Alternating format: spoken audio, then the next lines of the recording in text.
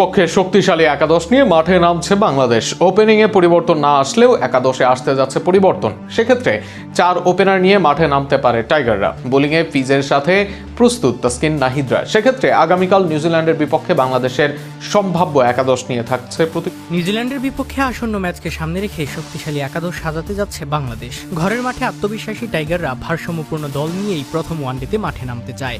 সম্ভাব্য একাদশে ওপেনিং দেখা যেতে পারে তানজিদ তামিম ও সাইফ হাসানকে, যেখানে তানজিদ সাম্প্রতিক ফর্মে আস্থার প্রতীক হয়ে উঠেছেন, আর সাইফ হাসানের জন্য এটি হতে পারে নিজেকে প্রমাণের বড় মঞ্চ।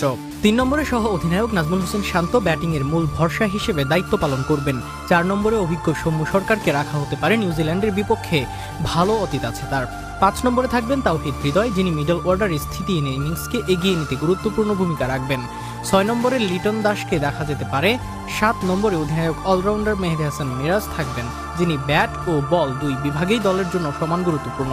8 নম্বরে রিশাদ হোসেন লোয়ার মিডল অর্ডারে ব্যাট হাতে অবদান রাখার পাশাপাশি স্পিন আক্রমণেও ভূমিকা রাখবেন। বোলিং ইউনিটে পেস আক্রমণের নেতৃত্বে থাকবেন মুস্তাফিজুর রহমান। তার সঙ্গে নতুন বলে রাখা যেতে পারে তাসকিন আহমেদকে, যিনি গতি ও আক্রমণাত্মক বোলিং দিয়ে প্রতিপক্ষকে চাপে ফেলতে পারেন। তৃতীয় পেসার হিসেবে দলে জায়গা পেতে পারেন তরুণ গতি তারকা নাহিদ রানা, যার স্পিড আক্রমণে নতুন মাত্রা যোগ করতে পারে। স্পিন বিভাগে অধিনায়ক মেহেদী হাসান মিরাজের সঙ্গে থাকবেন রিশাদ হোসেন, যারা মাঝের ওভারে রান আটকে রাখার পাশাপাশি গুরুত্বপূর্ণ ব্রেক থ্রু এনে দিতে সক্ষম। আগামীকাল সকাল 12টায় মাঠে নামবে দুই দল।